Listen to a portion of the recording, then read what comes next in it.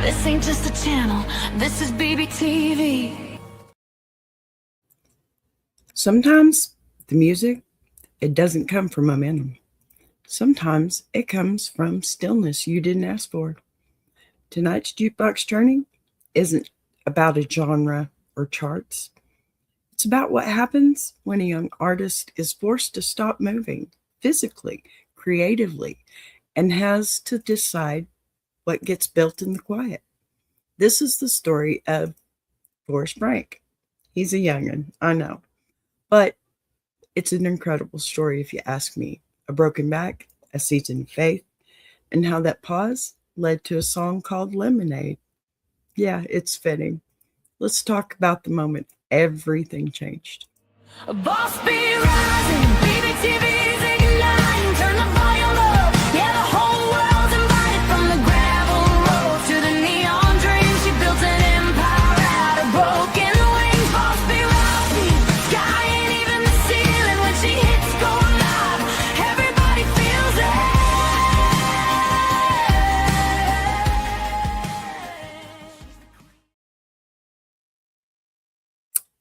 All right, welcome back in. Now, before y'all say anything, yes, I'm in a comfortable outfit. This is my pajamas, y'all. All right, let me tell you something. We get one cold day a year, I think, in Texas for, and I don't care. I just don't care.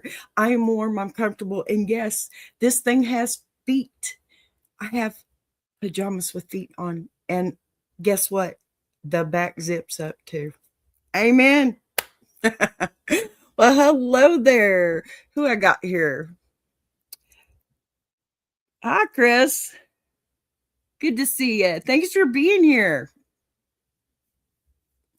All right. So welcome in, everyone. If you're new here, this is Jukebox Journey. And before we go any further, I want to tell you exactly what this space is and what it isn't.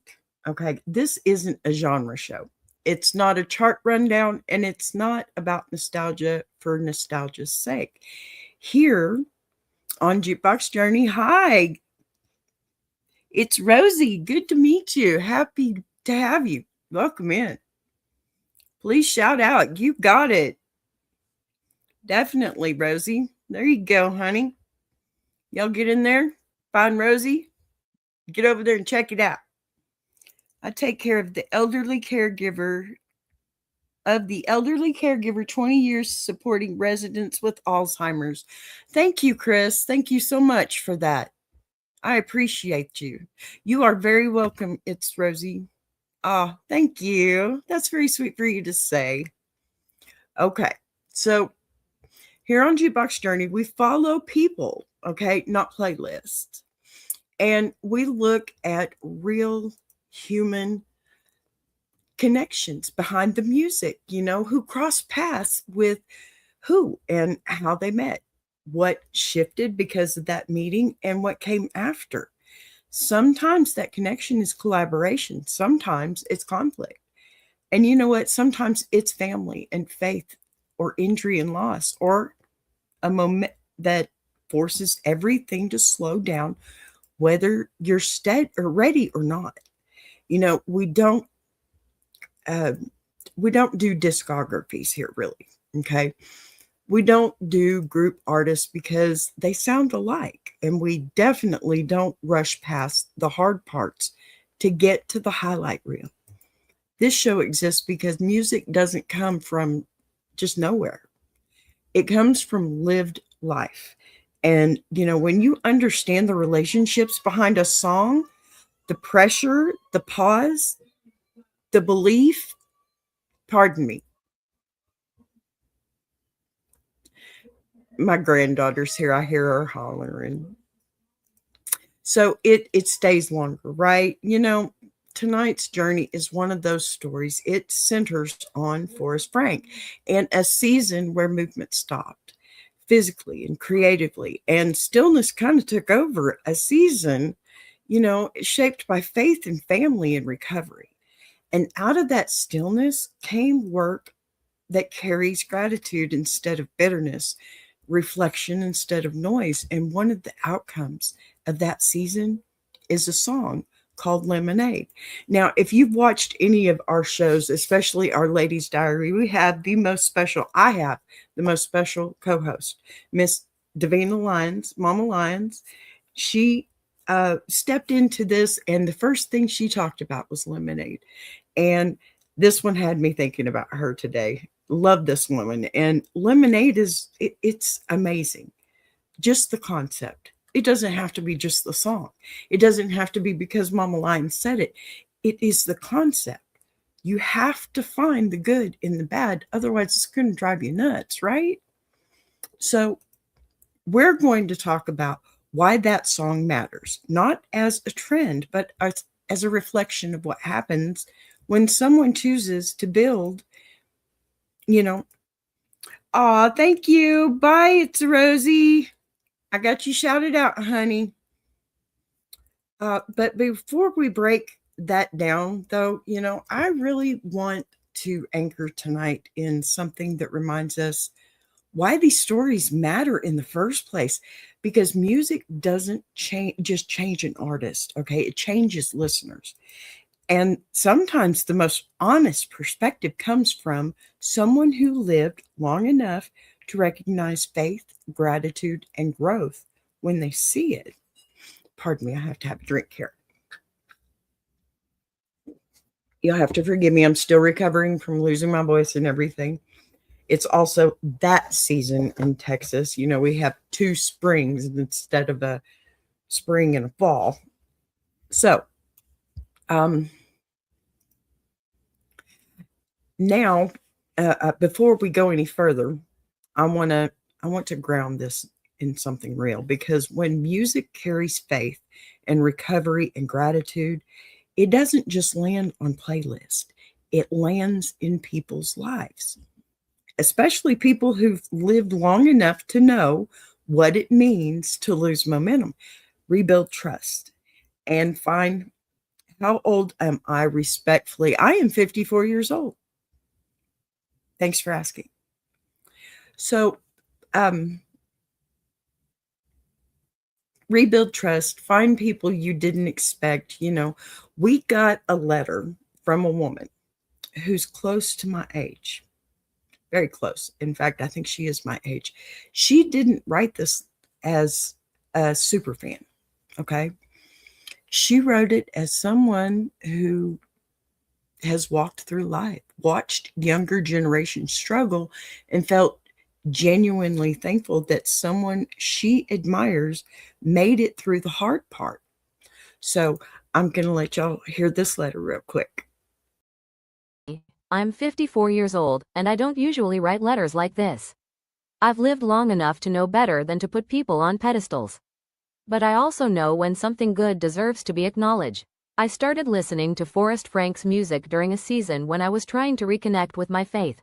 Not in a loud way, but in a quieter, more honest one. What struck me wasn't just the sound. It was the peace behind it.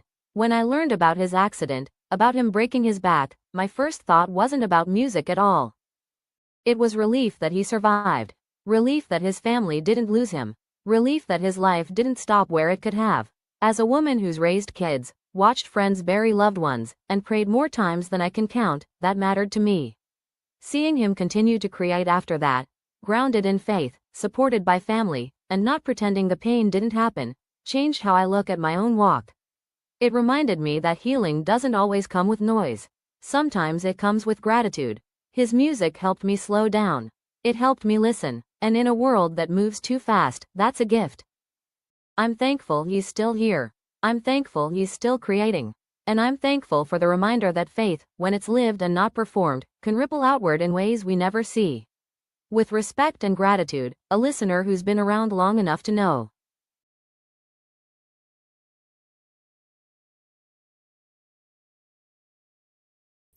I just want to say I should probably turn the mute back on. No, sorry. Thank you for this letter, seriously, because I think what you wrote really isn't fandom. It's recognition. And that distinction matters when we're talking about faith. Gratitude. Okay. The kind of admiration that comes from having actually lived someone's life or some life, what stayed with me most, okay, was that when you learned Forrest Frank broke his back, your first response wasn't about his career or his music or what might come next. It was relief. Relief that he survived it. Relief that his family didn't lose him or he didn't lose, functions. Just relief that the story didn't end in the place where it very easily could have. And that tells me exactly why this conversation belongs here. Because this isn't a success story first. It's a sequence story, just like all of our others. A physical injury like that, it doesn't interrupt a body, it interrupts momentum and identity and independence and speed all at once. And when you're young and gifted and moving fast, stillness can feel like punishment, but stillness is also where clarity has a chance to survive. What I hear in Forrest Frank's work since that season is not urgency or proving or performance, it's grounding, it's steadiness. It's music that doesn't sound like it's trying to convince anyone of anything. And that's usually the first sign that faith is being lived instead of performed. Faith that's lived doesn't shout, it settles. And you can hear that across his catalog. Not perfection, not polish for the sake of image, but presence, reflection, and definitely gratitude that doesn't pretend pain ever existed. When you talk about how his faith and family centered life changed your own walk, I understand that completely. Because when someone models belief without ego, without spectacle, without needing an audience to validate it, it creates permission for other people to soften instead of harden, especially those of us who have lived long enough to know how easy it is to become guarded. That's where lemonade fits into this story so naturally, because lemonade as an idea isn't denial. It doesn't pretend lemons weren't sour. It acknowledges that fully. And then it makes a conscious decision about what comes next. And that's a perspective that hits really differently depending on where you are in life. Younger listeners may hear optimism, but those of us who have raised kids, buried friends, watched marriages survive or fail, prayed prayers that didn't come with guarantees, and learned how fragile life really is. It's something else entirely. We hear survival and perspective and choice. That's why that song isn't just catchy or comforting, it's reflective. And reflection only comes from someone who has to sit still long enough to listen to themselves. I think that's true for a lot of songwriters. And I mean, I'm using Forrest because, oh, sorry, I can't do that thing anymore. I'm using Forrest because, well, I mean, honestly, he's got videos out that shows he's laying in his bed with a broken back writing songs.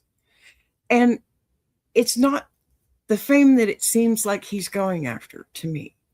That's my opinion. You may think differently, but I don't think it's the fame. I think it's the fact that he loves what he's doing. And I really think that that's how it starts out for a lot of artists too, So, sorry. Okay. What's important here, I think, though, and again, this is my opinion. I am not by any means, I don't, I love music. That's all I need to tell you. Okay. Because if you love music, you'd understand where I'm coming from with this. My whole thing is showing that these artists are human too, because I think we forget that so often. We really do. And they have situations that we have common ground with these people. I think that's one thing that they lose too, is just as soon as they realize that the common ground is not so common anymore because their life changed, not because ours did. I think that becomes really important too. And I don't feel like this young man is doing that. And yes, the fact that his music is faith-based, it does make a big difference when you're looking through, a microscope, probably. But my issue here is that when I listen to music, I don't think about the person as their politics or their religion or anything like that. I think of the depth of their talent and what they've done with it in life, not just for themselves, for others too. Because let's face it, if I had the money, I would go out and do for others too, but I don't. So if you don't want to use your money, use your talent. That's why I'm on YouTube. I'm hoping maybe one of these days somebody will actually say, hey, you know what? I like listening to you. I have had a couple of people tell me that. My Patty friend, she tells me that a lot. My Tracy doll, she tells me that a lot. And let me tell you, those are definitely two wonderful women. And let me tell you something else. It doesn't matter if there are 2 or 200. The fact that I have 2 is what keeps me on here. The fact that they had 5 billion is what kept them going. You just are at different levels. We still have common ground. Okay. Sorry, I went off script on that one. I'm totally tangent today. All right. What's important here, and always what Jukebox Journey comes back to, is that no one walks through a season like that alone. And you don't come out the other side unchanged unless you're surrounded by people who help you stay oriented. Family matters here. Community matters here. The people who were present during recovery matter just as much as talent ever could, because they shape what a person builds when the noise is gone. We've talked about this all week long.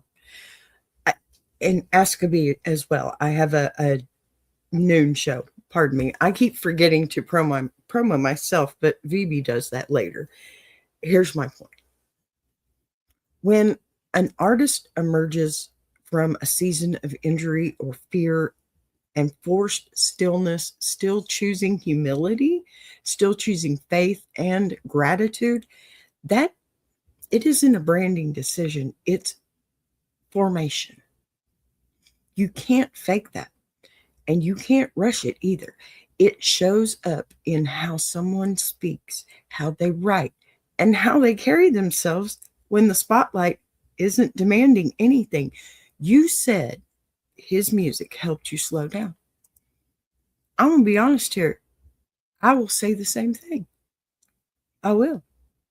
I go and I watch my own dang shorts that I've used his music with, and I watch the shorts, and it's just a clip, a 1-minute clip, but it still helps me in my mood. Music does that to people. It doesn't matter what genre it is. It gives you faith anyway. You can be sitting here listening, listening to Guar, okay? And it's still the same effect. If you're in that mood, you know what? Pull you out some Limp Biscuit. You know what song I'm talking about. Just break it, okay? It doesn't matter what song it is. Your mood mixes. And sometimes you want to hear that song just because that's what you're feeling, and it helps you get some of that aggression out because you know you're singing every dang thing you know and owning it. And you got the head banging. And you got the food. Well, I've seen my husband mosh. Let's just put it that way. Here's the thing. Okay? And I want to stay on this for a moment, because in a world that rewards speed, slowness is resistance. Okay. Reflection is resistance. Peace is resistance. And music that offers those things without demanding anything back becomes more than entertainment. It becomes companionship. My whole point. I can go and listen to some Dolly Parton, and it's not going to have the same effect on me as Metallica. Okay? And yes, I listened to both avidly. My first concert was Metallica. Guess what my second concert was? You thought it was Dolly. No, it was Metallica again. Okay? Faith No More opened up for them, and Guns N' Roses was on the backside. And I've been to a billion since then because that was the best. But that's not what we're talking about here. Okay, that's why stories like this belong on Jukebox Journey. Not because they're dramatic, but because they're honest.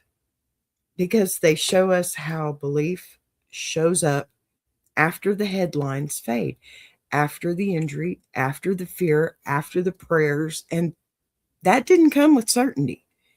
That's where faith actually lives. You also said something in this letter I want to make a point of. It deserves to be said out loud, okay? That you're thankful he's still here. That's not misplaced or sentimental. It's appropriate, right?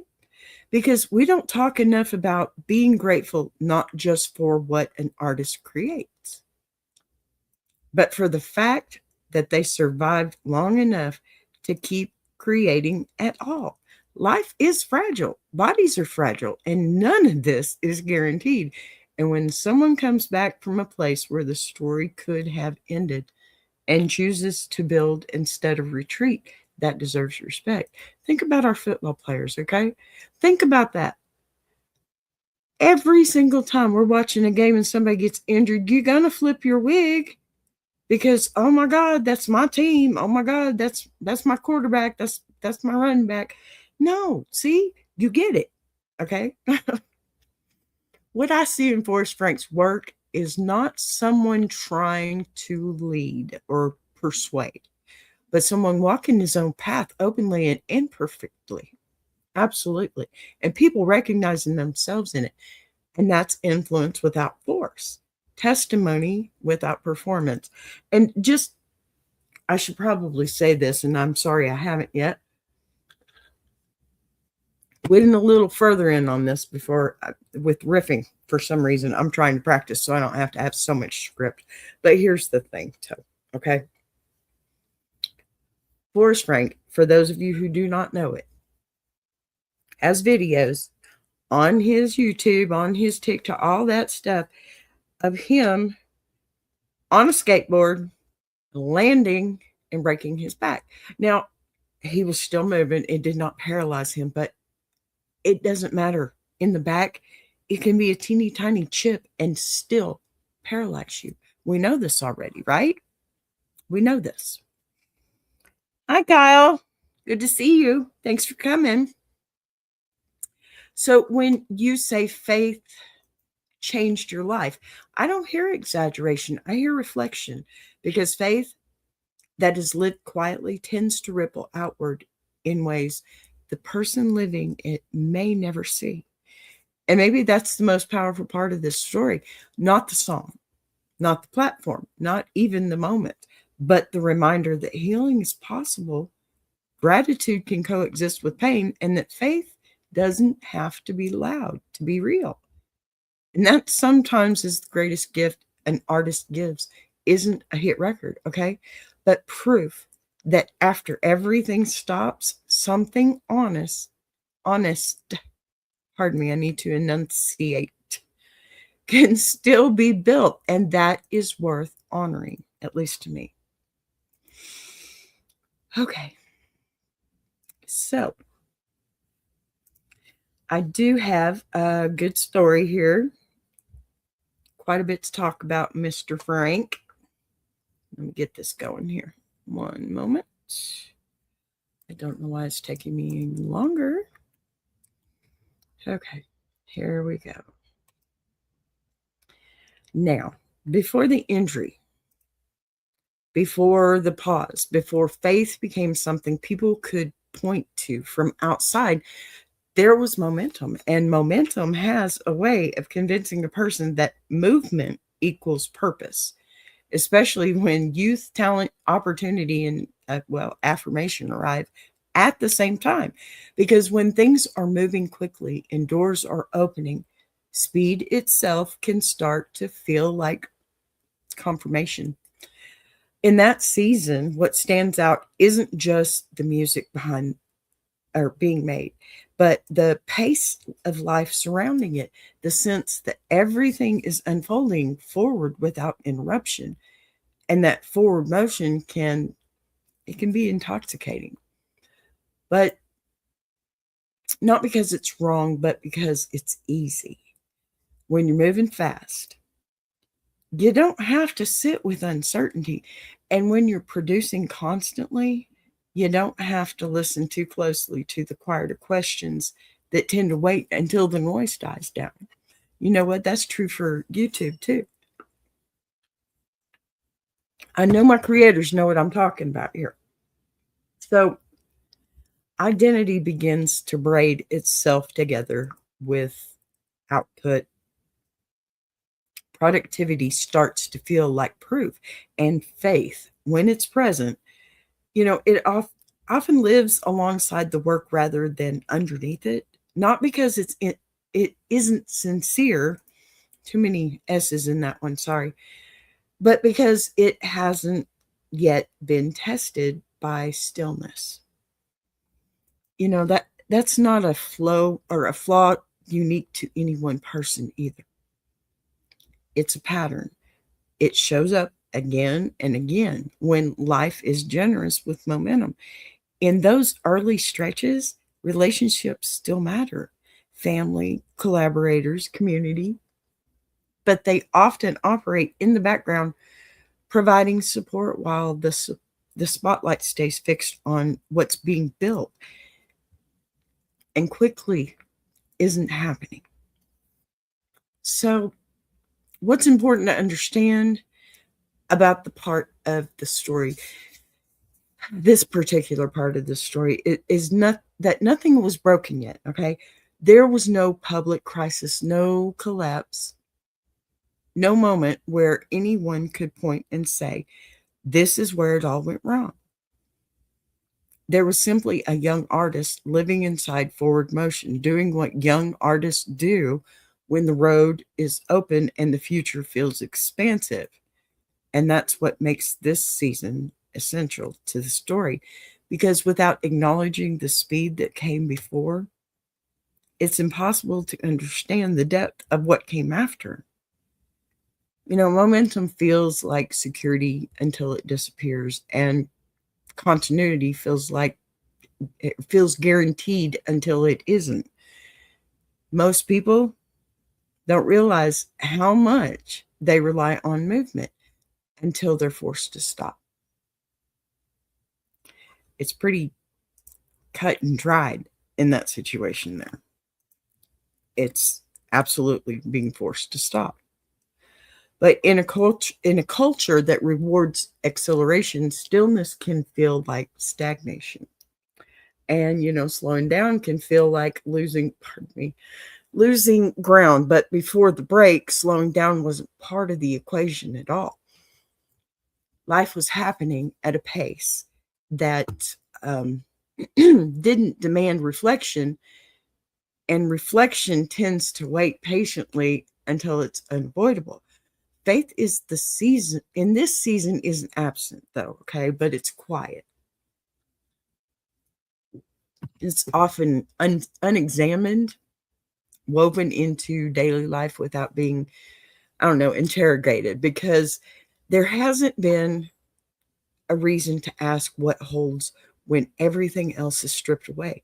That doesn't mean belief is shallow. It means it's unchallenged. And unchallenged faith often feels lighter because it hasn't had to carry the weight yet. The relationships that matter most are present, but they aren't being leaned on in the same way they will be later. Because independence hasn't been compromised, and vulnerability hasn't been demanded.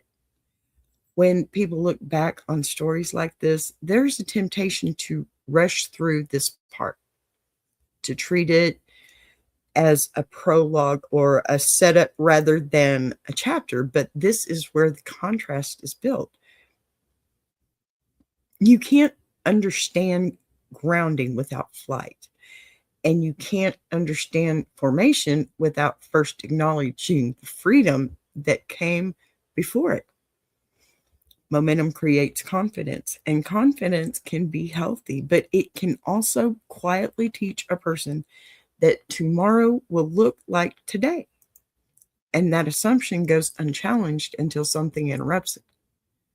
So, in hindsight, it's easy to assign meaning retroactively, to say that everything was leading towards a lesson. But in the moment, life simply feels open and full and in motion. So there is no sense that the ground is about to shift. That's why this part of the journey matters so much, because it reminds us that faith doesn't always arrive because something is broken. Sometimes it deepens because something breaks later. Before the entry, though, before the stillness, before the reckoning, there was a season where speed felt natural and forward motion felt earned. And that context matters, because when interruption finally comes, it doesn't arrive. Pardon me, my nose is going nuts today. It doesn't arrive to fix something that was wrong. It arrives to expose what was untested. And that's where the story truly begins, not at the moment of crisis, but in the season of momentum that made the pause so disorienting. Because, you can't understand what it means to be forced into stillness until you first understand how much was moving when everything suddenly stopped, right? Oh, my nose is trying to go nuts on me again. That's crazy. Okay, so breaking your back,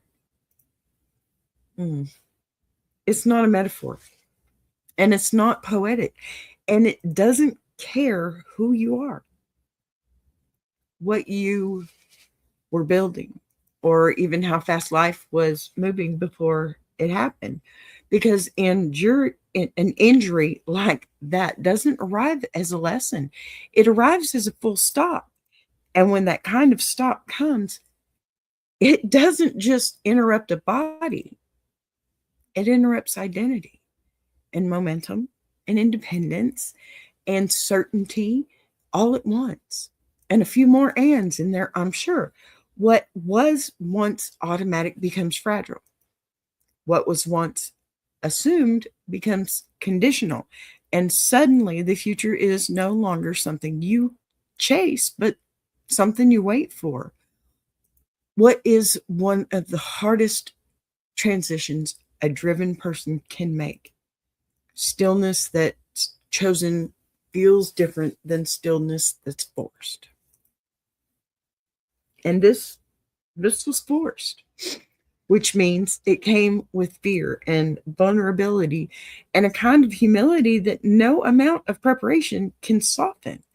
In that space, the noise drops way away, whether you want it to or not, right? I'm sorry. I feel like I'm going to sneeze now. And when distraction disappears, the questions that speed kept quiet, they began to surface, not politely, but instantly, because there was nowhere left to hide from them. So, who am I if I can't move the way I used to? What holds me when productivity is gone?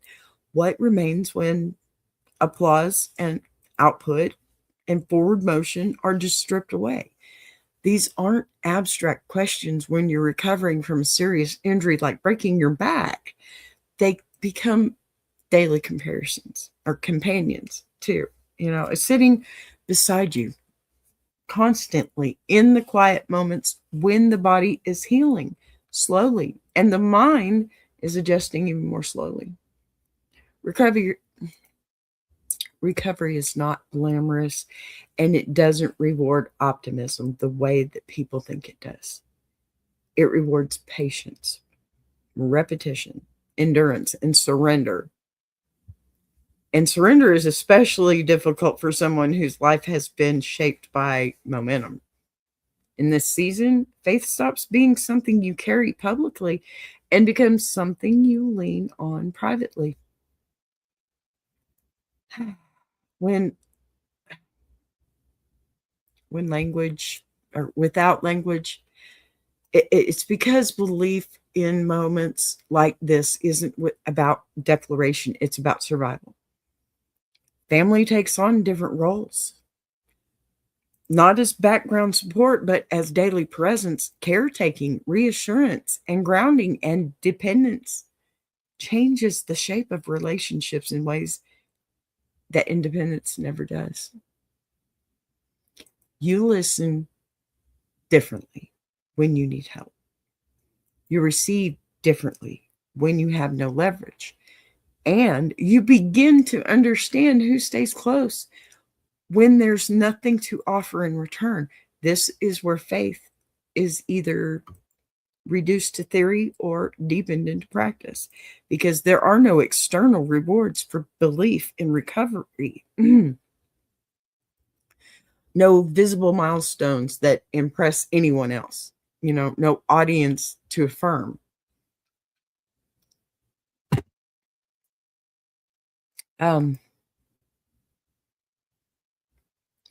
Just quiet decisions made day after day to keep going without guarantees. And that's a rough place to be. It is. So the body heals slowly, right? Identity heals on its own timeline. And that timeline is rarely efficient or linear. There are setbacks, frustrations, and moments where progress feels invisible, and visibility is something many people mistake for failure, especially in a culture that treats visibility as proof of worth.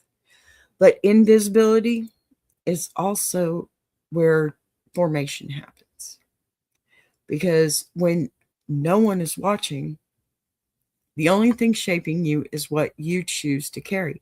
This is the season where faith, if it survives, becomes anchored instead of ornamental, because it has had to bear weight instead of being admired.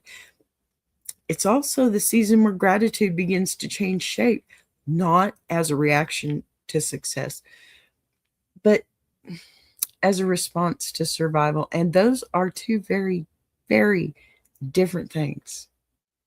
Gratitude, born from survival, doesn't deny pain. It acknowledges it fully and then chooses not to let it have the final word. What's important here is that this wasn't a moment where everything suddenly made sense. Recovery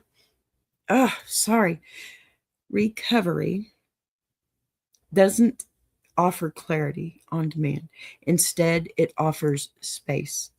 And space is uncomfortable because space invites reflection, and reflection forces honesty. The stillness that followed the injury, it created room for belief to move from the background into the center, not because someone decided it should, but because when everything else is stripped away, what remains becomes undeniable. This is where faith stops being inherited or assumed and becomes chosen, because it has been tested by fear, uncertainty, and vulnerability. When a person comes out of a season like this without bitterness, without resentment, without the need to weaponize pain, that isn't accidental. It's the result of countless quiet decisions made when no one else was watching. Recovery teaches a person how fragile life really is, how quickly plans can change, and how little control any of us actually have. And that awareness doesn't disappear when the body heals. It stays, shaping how a person moves forward. This is the turning point in the story, not because it's dramatic, but because it's formative. Because everything that comes after carries the imprint of this season, whether people recognize it or not. The music that emerges later, it doesn't come from ambition alone.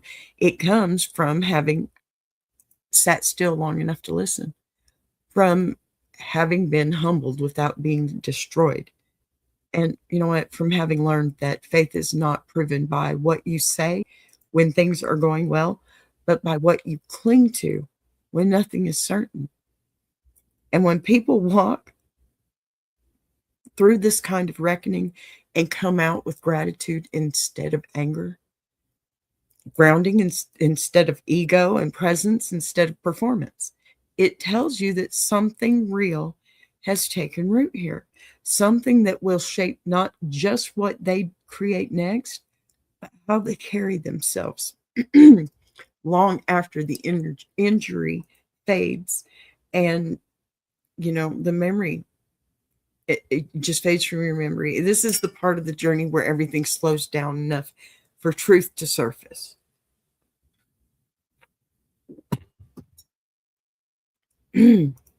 Sorry.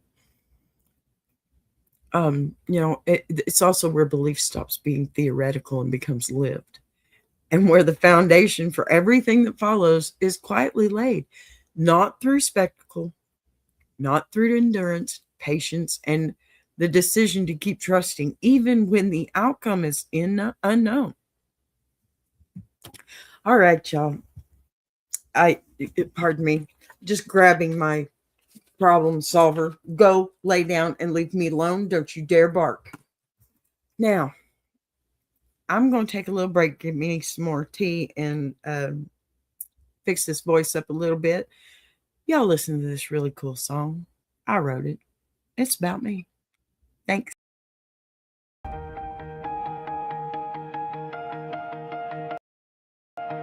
She came from the quiet storms, built a fire from the ground, turned a whisper to a warning. Now her voice shakes the town. Every setback was a lesson, every doubt became a key, unlocking something bigger. That's the rise of Boss B. When the lights go low, her vision hits high. She built a whole damn network off a promise and a try. Every sunrise, every moment, she's stacking legacy. This ain't just a channel, this is BBTV. Boss B rising, BBTV's igniting. Turn the volume up, yeah, the whole world's invited. From the gravel roads to the neon dreams, she built an empire out of broken wings. Boss B rising, sky ain't even the ceiling. When she hits go live, everybody feels it.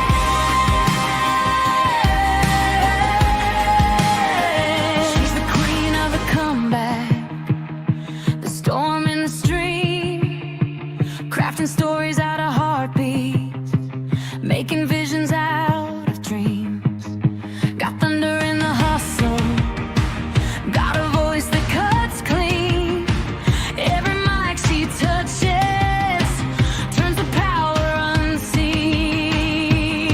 So let further spin the numbers, let the views rise slow or fast. Boss B doesn't measure wins by echoes of the past. This moment is a pivot, this season's history. Bow down to the founder of the BBTV dynasty. Boss B rising, BBTV's igniting. Turn the volume up, yeah, the whole world's invited. From the gravel roads to the neon dreams, she built an empire out of broken wings. Boss B rising, sky ain't even the ceiling. When she hits go live, everybody feels it.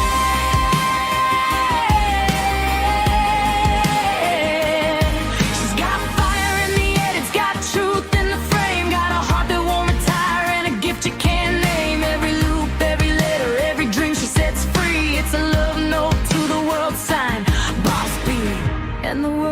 She's watching as the numbers climb, but she's counting all the moments, not the dollar signs. From the late night grind to the daylight scene, she's building something bigger than the algorithm's dream.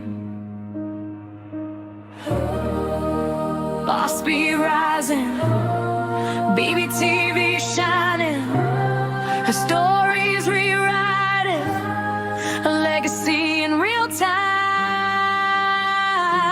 Boss be rising, BBTV's igniting, turn the volume up, yeah, the whole world's invited. From the gravel roads to the neon dreams, she built an empire out of broken wings. Boss be rising, sky ain't even the ceiling when she hits go live, everybody feels it.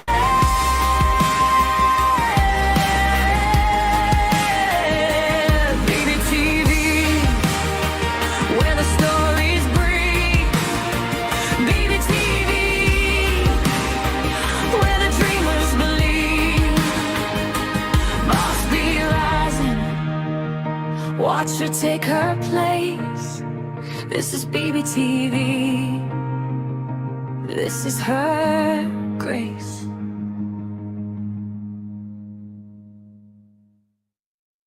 Join Boss B for Ask a Bee Monday through Friday, 12 noon Central Standard Time and Jukebox Journey every Saturday, 8 p.m. Central Standard Time.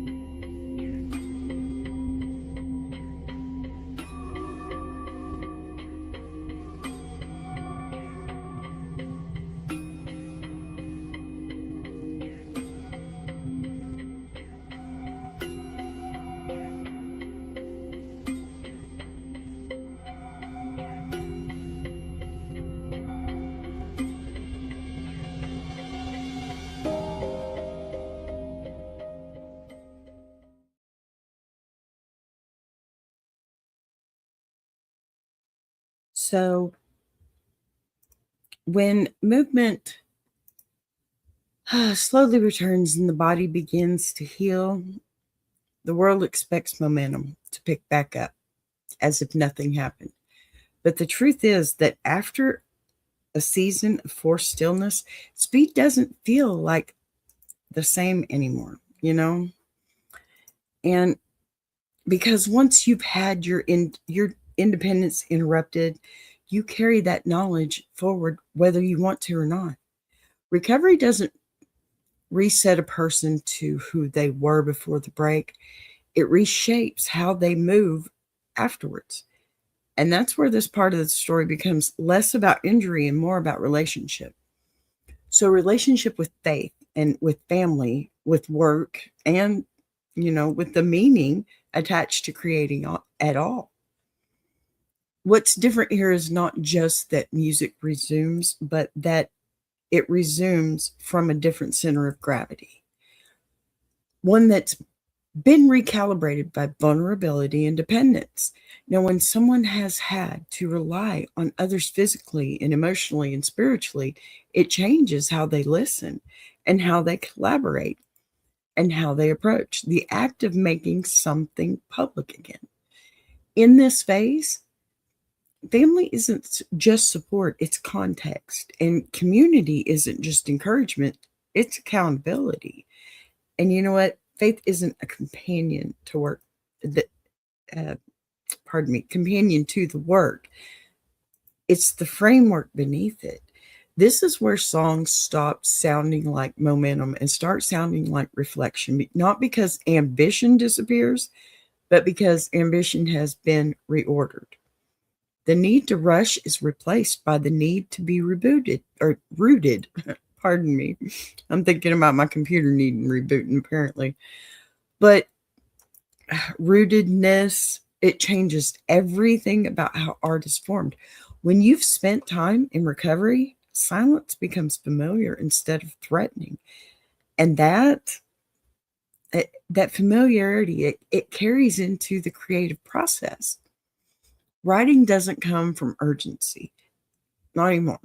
It comes from listening. And listening, when it's practiced honestly, reveals things that speed never allows space for. This is where gratitude begins to surface, not as a reaction to success, but, as a posture towards life itself. Because when you face the possibility of loss, continuation feels less like entitlement and more like gift. That shift shows up in tone, in pacing, in restraint, and in the absence of bitterness, which is not accidental. Bitterness is often the byproduct of pain that was never integrated, and integration requires time, support, and a willingness to sit with discomfort without turning it into narrative armor. What's notable in this season is how the music reflects a person who has chosen integration over performance, who isn't trying to leverage suffering for credibility, but also isn't pretending that it didn't happen. The work becomes quieter without becoming smaller, and the distinction matters because quiet work often carries more weight than loud declarations.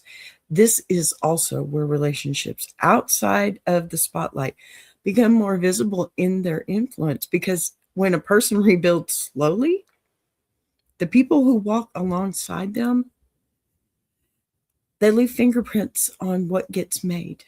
Encouragement shapes tone, stability shapes discipline, and belief, well, it shapes intention.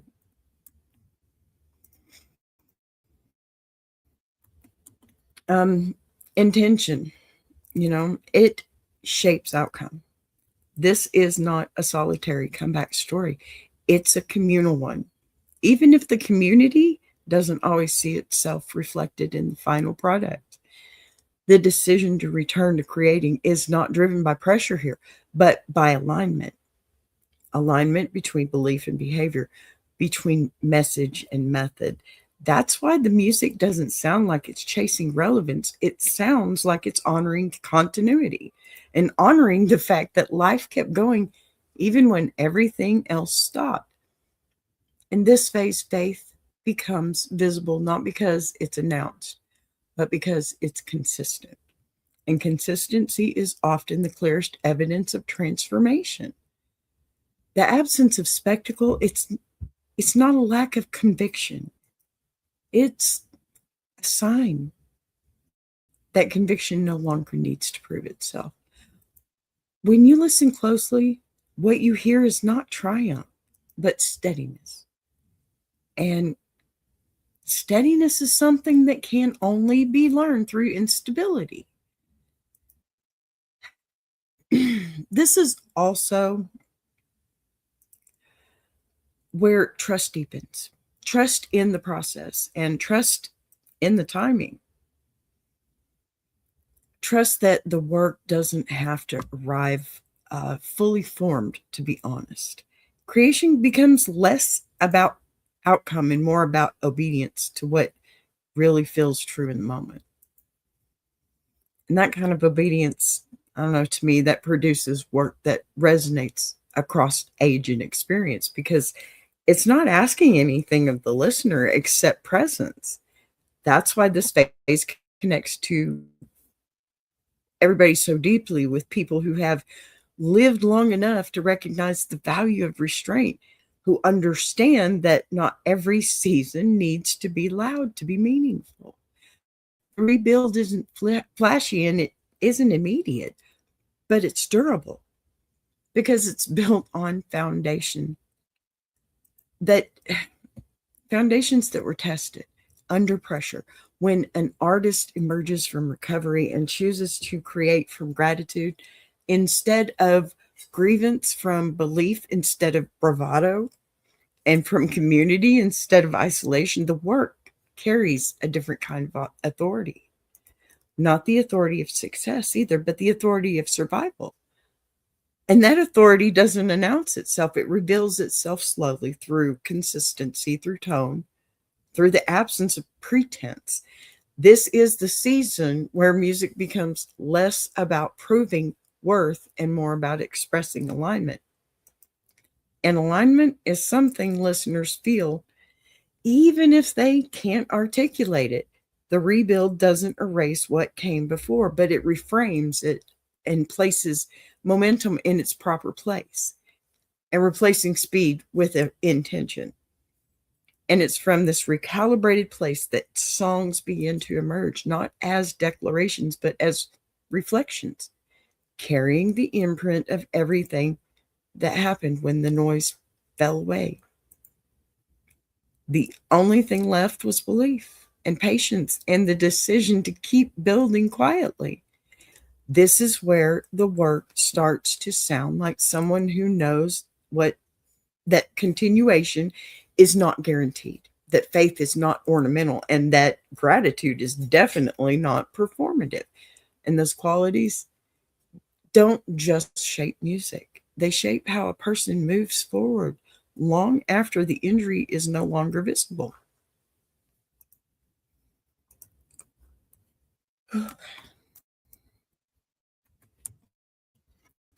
So, what makes the arrival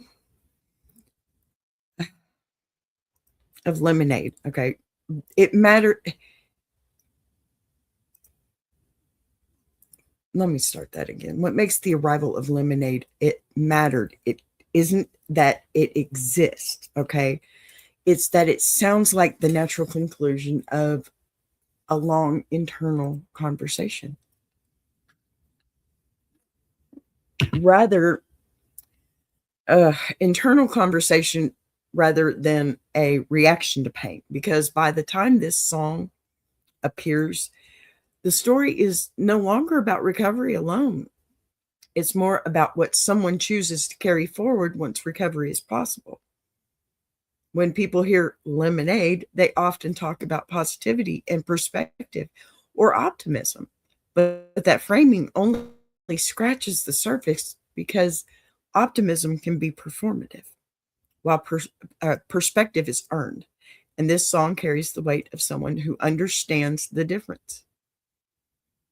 Lemonade doesn't pretend the lemons weren't sour, and it doesn't rush past the cost of what happened. Instead, it acknowledges loss and interruption and vulnerability without letting them all become identity. That balance is rare, though, because it requires a person to have fully integrated their experience rather than weaponize it. This is where everything that came before it converges. You know, the momentum that once defined life, the forced stillness that stripped it away, the recovery that demanded patience, the relationships that held steady, and, the faith that moved from background belief into lived practice. And when those elements settle into alignment, what emerges is not a statement, but a posture. The song doesn't sound like it's trying to convince the listener of anything. And that's precisely why it resonates. Because conviction that has been tested, it doesn't need to announce itself. Instead, it invites reflection, and reflection is where real connection happens, especially for listeners who have lived long enough to know that gratitude doesn't arrive because circumstances are easy. It arrives because someone chooses it anyway. So what's powerful here is that the song doesn't isolate faith from experience. It integrates. That's something else we've talked about all week. You have to blend it in. Treating belief not as a solution that erases pain, but as a framework that makes pain survivable. That's why people from different backgrounds, ages, and life stages hear different things in it, because the song doesn't dictate meaning. It creates space for meaning to surface. Younger listeners may hear hope and possibility and resilience, while older listeners hear survival and endurance and perspective earned through loss. And both interpretations are valid because the song doesn't collapse complexity into simplicity. This is also where the relationship, between artist and listener shifts, because the music, it stops being something consumed and starts being something shared, a companion rather than a performance. When somebody writes from this place, they aren't offering answers, they're offering honesty. That's kind of like what I want to do here. That's my whole format, really.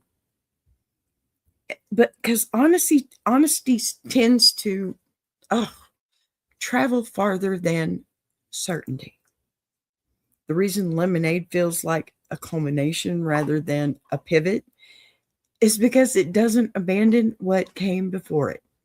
It absorbs it, carrying the imprint of injury, recovery, faith, community, without centering any one of them as spectacle. So, pardon me. Yeah, work. I've hit my hour mark, and you can tell my voice is really screaming at me itself. So, before we close this out, though, I want to take a second to slow the room back down.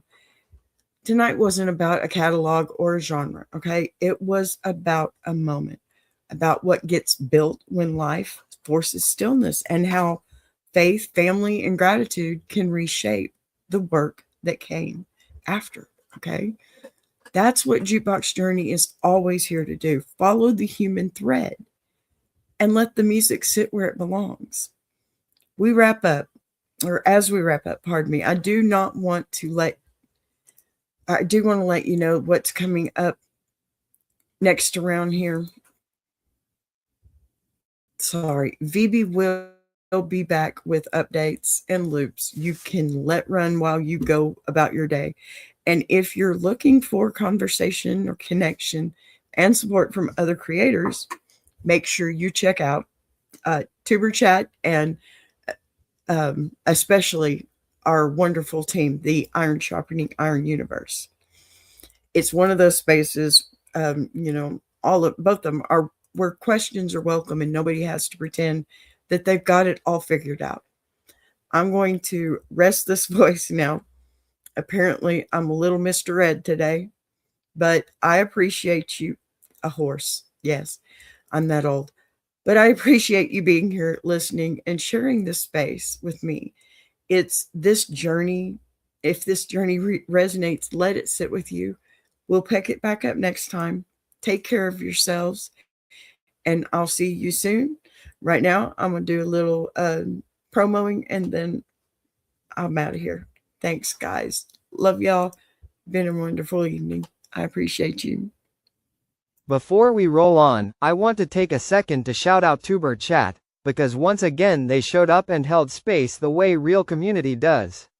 This channel isn't about noise or numbers chasing, it's about consistency, respect, and actually supporting creators without strings attached. That matters more than people realize. If you're looking for a place that lifts voices instead of talking over them, Tuber Chat is that lane. I appreciate the time, the encouragement, and the steady presence more than I can properly wrap into words. So much love to the Tuber Chat crew for doing what you do and doing it the right way. Tuber! If you're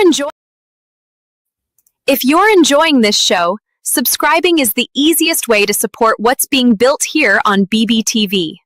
You'll see the join button right next to subscribe. No pressure, no expectations, just an option for people who want to support the channel in a real way. We're live weekdays at 12 p.m. Central, and each day has its own focus. Same honesty, same voice, just different conversations depending on the day. And if you've got a story you want to share, send it in. Anonymous is always fine. How you like that? You gon' like that? Da da da da da da da. Like that? Bada bing, bada boom, boom, boom. How you like that? Da da da da da da da. Now, look at you, now look at me. Look at you, now look at me. Look at you, now look at me. How you